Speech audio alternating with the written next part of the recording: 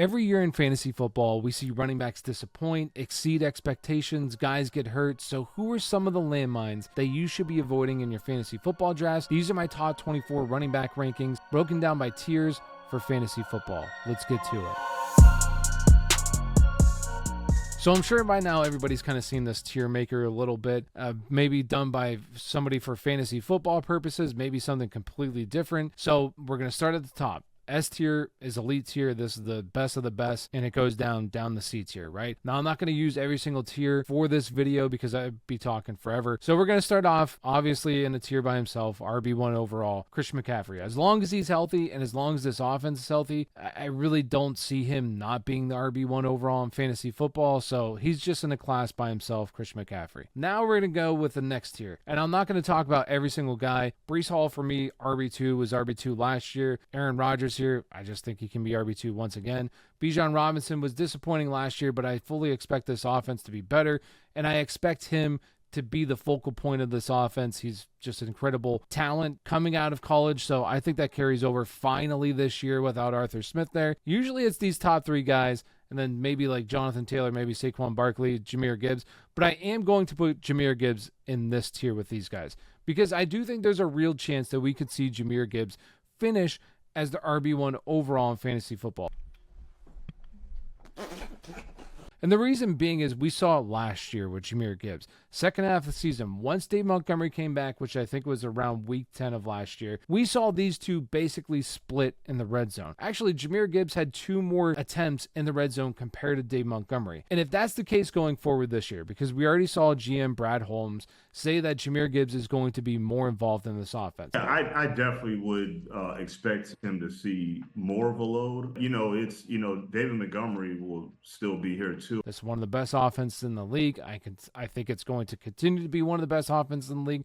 And if he's going to see more work, where last year, also second half of the season, he was out-snapping Dave Montgomery. 7 of the 9 games last year, he out-snapped Dave Montgomery. Once again, saw more red zone touches than Dave Montgomery. That continues to be the trend. I firmly believe he has a path to be the RB1 overall in fantasy football. Is he going to be better than CMC? No. Probably not, because I don't really think anybody can vault themselves over CMC, but I think you could get really close. So if CMC happens to get hurt, then I think Jahmyr Gibbs can get there. So for me, Jahmyr Gibbs belongs in that tier with the Breece Hall, Bijan Robinsons of the draft. So he's my next guy in the list. Now we're going to get into the next tier, the A tier, and I'm going to talk about the first person here in a little bit more detail because I have him higher than consensus right now. I have Travis Etienne as my RB5, and I've always been kind of a fanboy of Travis Etienne, and I just don't understand why people aren't as high at. Well, I get why they're probably not. It's because the efficiency last year wasn't great with him, and really the second half of the season he kind of struggled a little bit. He didn't finish as high as he did early on, but I think that there's reasons why that happened. The offensive line last year was not very good. They've made improvements to this offensive line. Mitch Morse as a center should help this offensive line. Also, Cam Robinson got hurt last year, which I think really affected it. And then also you had other injuries to number one. Trevor Lawrence got hurt. He had the high ankle sprain.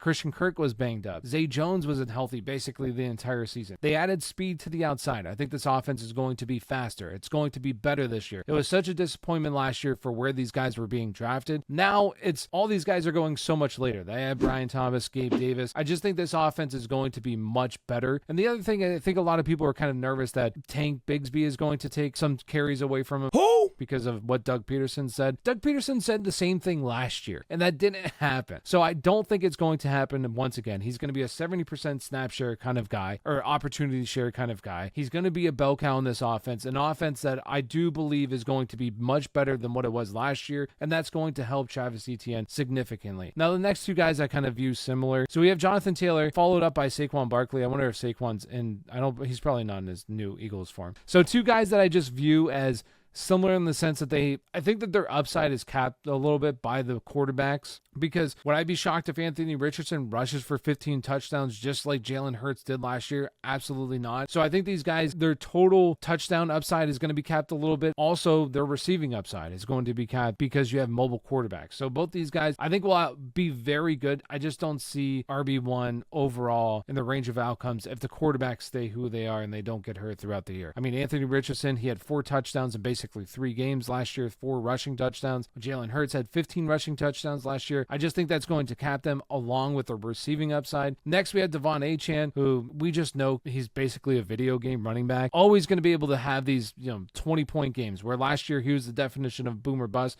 because he had 13 or fewer points in half of his games. I believe it was 6 games. The other 5 games, I think he played 11 games last year. The other 5 games, he had over 20 fantasy points. So he's just a boomer bust kind of guy, which isn't going to be for everyone, but we're looking for the fantasy points per game, right? Per game basis. He can be a guy who can average over 17 fantasy points per game. So I like him this season. And the last one in this tier for me, a guy that's really polarizing is Kyren Williams, just because I don't know what to fully anticipate with this backfield. I want to believe he's going to be the guy for the full season, but he's already banged up. We already have Sean McVay talking highly of Blake Corum, who they drafted in the 3rd round. If I knew that Kyren Williams was going to be the RB1 from start to finish next year, he belongs in the A+ tier with these guys. I just have questions. And Sean McVay has always been a guy. We've seen CJ Anderson, we've seen Royce Freeman last year, Darrell Henderson, Cam Akers, guys produce in this offense. I just don't know if it's going to be Kyren Williams for the full season. All right, let's go into the next tier. I have Derrick Henry leading off this tier.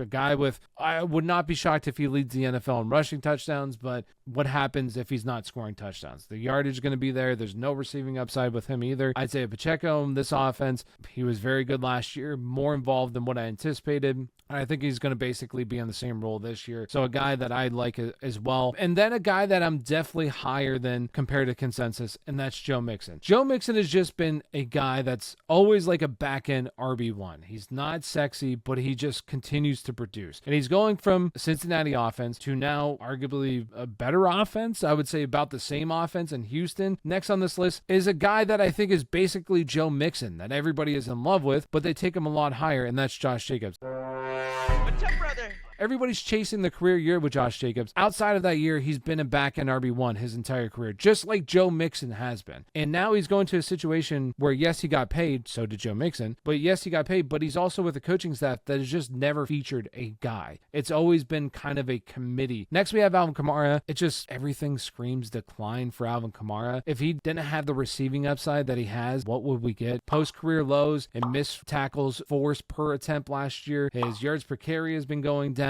His explosive run percentage is at career lows. Like, everything just screams this is going to fall off a cliff here at any time. And also, the touchdowns just aren't there for him because this offense isn't very good with Derek Carr in the center. It's just not. So I don't really like Alvin Kamara for where he's currently going. He's typically a guy I avoid, but he's could be one of the top backs in terms of full point PPR leagues just because the receiving upside there with him. Then another guy who I don't think Rachaad White is very good when you look at him in terms of a pure running back. Now, as a receiving back, sure, he's decent. But as a pure running back, Rachaad White last year was 89th in yards per carry, 91st in missed tackles forced per attempt, and he had a 2% explosive run percentage, which was 77th amongst 90 qualified runners. Ezekiel Elliott was last, by the way, which I thought was pretty funny. But this is just, he's not a very good running back. And if Bucky Irving is semi-decent, I just think he's going to eat into Rachaad White's workload, and I'm definitely lower than consensus on Rachaad White. I just think he's going to eat into Rachaad White's workload, which is really everything Rachaad White has going for him. If that workload declines a little bit, the receiving declines a little bit because Bucky Irving is also a very good receiving back, it's just really going to hurt Rachaad White that just doesn't have the other things to make up for it because he's just not very good. The next running back here is James Cook. The biggest problem for James Cook is always going to be Josh Allen. He's not going to see a whole lot of touchdowns because Josh Allen is going to run it in every single time. Also, you have Ray Davis who could also limit the upside. So I just look at last year and say that's kind of like the ceiling for James Cook. He's going to put up a lot of yards. Maybe the touchdowns go his way next year and he's able to put up those yards and the touchdowns. But if it doesn't happen, that's just kind of what you're looking at for James Cook. We have Kenneth Walker here. He's a good NFL running back.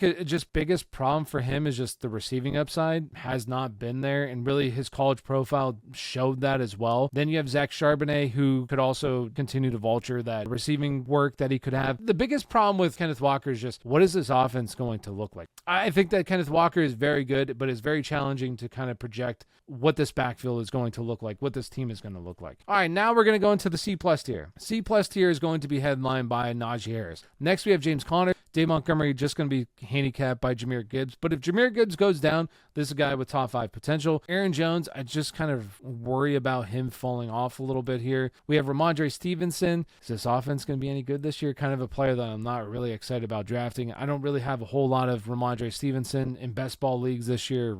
Any mock drafts that I do, I really don't take a whole lot of them. Same with DeAndre Swift. I mean, this feels like Miles Sanders-esque, where Miles Sanders was with the Eagles and then goes to Carolina. Workhorse role, disappoints. DeAndre Swift has had every opportunity to produce like a high-end fantasy player, but it just has not materialized. And I think off of his name, everybody's kind of just going off that hype of DeAndre Swift. I wouldn't be shocked if this is a committee that start the season. In this tier, I kind of want to move these two guys up, Najee and James Conner, but I'm just going to leave it as is for the video. I'm just not super excited about any of these guys. I'd rather take the guys that are going a little bit later, like a Jonathan Brooks is kind of going in this range. I'd rather just take the shot on him. Trey Benson, Blake Corum, even later like Tyrone Tracy, the rookie running back kind of guys, I'd just rather take the shots on, just because Zamir White, like, yes, very small sample size, but was just always the backup until Josh Jacobs got hurt. Even when Josh Jacobs was not good, he still was the backup. So on an offense that I wondered, like, how good is this going to be? I know a lot of people are really excited for Zamir White because he's going to showcase that he's kind of the guy, but does it actually happen? Is he actually the guy? Is he going to be a workhorse guy? And then also, how good is this offense going to be? We'll see. That's my top 24 by tiers. Let me know who you think maybe is a little bit higher than you think should be, or maybe a guy that's a little bit lower, maybe a guy that's not even on the list that you think deserves to be on the list. Let me know in the comments. I'll be doing wide receivers next, so make sure to hit that subscribe button, and as always, appreciate you all. Take care.